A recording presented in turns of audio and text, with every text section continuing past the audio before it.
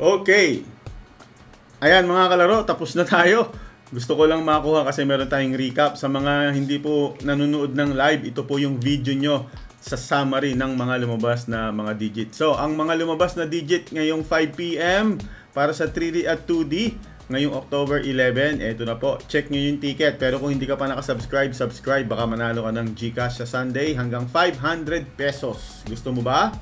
Subscribe. Okay? Ang nabunot na number para sa ating 3D Lotto ay 928. 928, panalo ka ng 4,500 dyan kung target. Or 750 kung ikaw po ay nag-rumble. Para sa 2D Lotto naman, yung mga tumataya ng 2D Lotto, ang lumabas na number ngayong alas 5 ng hapon, 2214. Napakadalang lumabas niyan. Ngayon ko lang yan nakita. 2214. Congratulations! Panalo ka ng 4,000 kung 10 piso or 2,000 kung ikaw po ay nag-rumble. Ayan. Thank you very much. Again, yung mga gusto pong tumaya sa Lotto outlet natin, ito po yung page natin. Ayan. Ayan, lagay natin dyan.